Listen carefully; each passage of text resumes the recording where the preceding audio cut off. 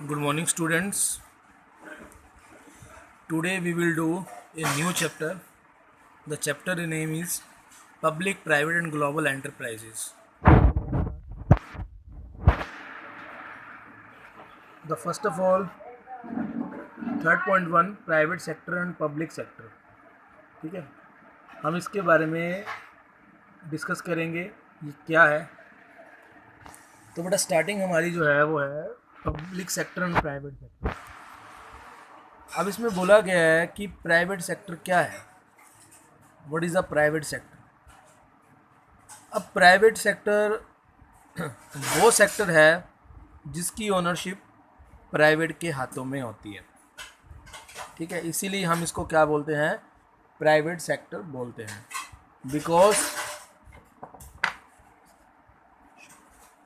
Because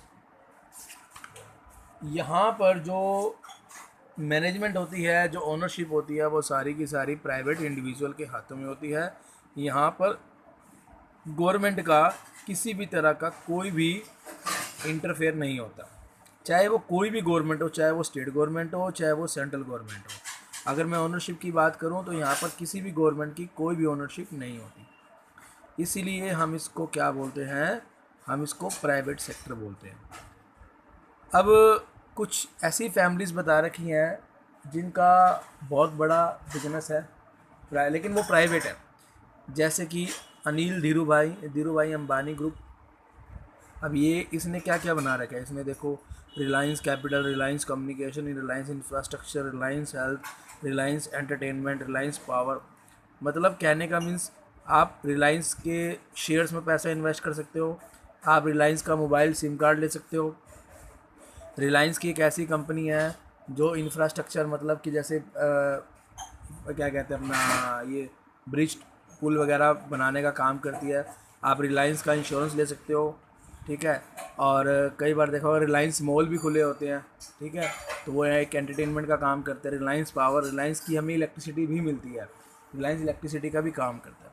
तो इसके अलावा और भी काफ़ी सारे ग्रुप्स हैं. रिलायंस ग्रुप है, आदित्य बिरला ग्रुप है, रतन टाटा ग्रुप है. तो ये सारे, लेकिन ये जो दिए रखे हैं सारे के सारे क्या हैं, ये प्राइवेट है. ओके बेटा. उसके बाद है फीचर्स ऑफ प्राइवेट सेक्टर. अब जो फीचर्स बता रखे हैं प्राइवेट सेक्टर के, वो कौन कौन से बता रखे हैं. पहला तो है प्रॉफिट मोटिव. पहला क्या है, profit motive.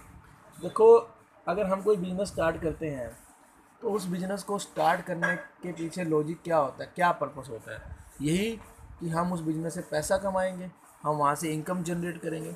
Without profit, without income उस बिज़नेस को करने का कोई भी बेनिफिट नहीं है. क्योंकि जब तक उस बिज़नेस को करने में हमें प्रॉफिट या इनकम जनरेट नहीं होगी तो हमारा इंटरेस्ट भी नहीं बनेगा. तो यही बोला गया है कि प्राइवेट सेक्टर में जो सबसे पहला एम होता है वो क्या होता है, मैक्सिमम प्रॉफिट अर्न करना. ठीक है, क्या करना, मैक्सिमम प्रॉफिट अर्न करना. और वो मैक्सिमम प्रॉफिट आप अर्न कैसे कर सकते हो, जब आप अपनी सोशल रिस्पॉन्सिबिलिटीज़ को समझोगे, उसको मेंटेन करके रखोगे. कस्टमर जिससे आपके, पब्लिक जिससे आपकी सेटिस्फाई रहेगी, अगर वो सेटिस्फाई रहेंगे तो कस्टमर आपके पास बार बार आएंगे, जिससे आपका जो प्रॉफिट है वो मैक्सिमाइज लेवल तक पहुंच जाएगा. उसके बाद है प्राइवेट ओनरशिप. अब प्राइवेट ओनरशिप क्या होती है, देखो बिजनेस प्राइवेट है तो ओनरशिप भी प्राइवेट ही होगी. यहाँ पर स्टेट गवर्नमेंट, सेंट्रल गवर्नमेंट कोई भी इंटरफेयर नहीं करेगी, किसी भी तरह का कोई इंटरफेयर नहीं होगा. उसके बाद है profit as evidence of success. देखो, अगर एक दुकान अच्छी चल रही है, ठीक है, लेकिन हम उसको कैसे बोल सकते हैं कि अच्छा ये शॉप अच्छी चल रही है, जब वहाँ पर कस्टमर ज़्यादा आएंगे, जब वहाँ भीड़ लगी होगी, तो ऑब्वियस है लोगों को लगेगा भाई कस्टमर आ रहे हैं, भीड़ लगी हुई है, तो सबको लगेगा भाई दुकान अच्छी चल रही है. तो वही है, जब किसी बिजनेस में प्रॉफिट अच्छा होता है तो वो एक इंडिकेट करता है कि आपका जो बिज़नेस है वो सक्सेस की ओर जा रहा है. उसके बाद है प्राइवेट मैनेजमेंट. अब ये जो प्राइवेट मैनेजमेंट होती है ये क्या होती है, देखो इसको कौन मैनेज करता है, इसको मैनेज करते हैं, इसके ओनर मैनेज करते हैं. किसको, मैनेजमेंट को. जो प्राइवेट मैनेजमेंट है उसको इसके ओनर मैनेज करते हैं. ठीक है, फिर वो क्या करते हैं, इस बिज़नेस को रन करते हैं, वो उसकी मैनेजमेंट बन जाती है. प्राइवेट की मैनेजमेंट भी प्राइवेट ही होगी. ठीक है, जैसे उनके ओनर बोलेंगे मैनेजमेंट वैसे ही काम करेगी। ठीक है बेटा।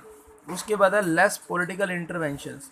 अब यहाँ जो पॉलिटिकल इंटरफेरेंस होता है वो बहुत ही कम होता है, मतलब ना के बराबर होता है। प्राइवेट में कभी भी पॉलिटिकल इंटरफेयर नहीं होता, अगर होगा भी सही तो वो ना के बराबर होगा। ठीक है। अब उसके बाद कुछ फॉर्म्स बता रखी हैं, फॉर्म्स ऑफ प्राइवेट सेक्टर, मतलब प्राइवेट सेक्टर में आप किस किस तरह का बिजनेस कर सकते हैं। ठीक है। अब बिजनेस ऑर्गेनाइजेशन में प्राइवेट सेक्टर को 2 पार्ट्स में डिवाइड किया गया, एक इनकॉर्पोरेटेड और एक नॉन इनकॉर्पोरेटेड। ठीक है।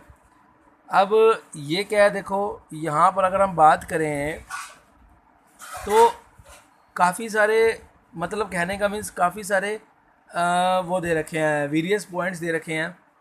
ठीक है। जैसे यहाँ पर सबसे पहला पॉइंट्स क्या बता रखा है कि सोल प्रोप्राइटरशिप। अब ये सोल प्रोप्राइटरशिप क्या होती है, आप लोगों ने चैप्टर भी किया हुआ है यूनिट सेकंड में। ठीक है। उसमें क्या होता है, देखो जहाँ पर सिंगल ओनर होता है, सिंगल ओनर ही पैसा लगाता है, वही मैनेज करता है बिजनेस को, रिस्क सारा उसका होता है, सारी रिस्पॉन्सिबिलिटीज़ उसकी होती हैं, सारा प्रॉफिट लॉस सब कुछ उसी का होता है। ये सबसे पुराना और सबसे सिंपल तरीका है बिजनेस करने का, क्योंकि यहाँ पर लीगल फॉर्मेलिटीज़ की रिक्वायरमेंट ही नहीं होती। ठीक है, इसलिए बहुत आसान होता है। उसके बाद क्या बताया गया है, ज्वाइंट हिंदू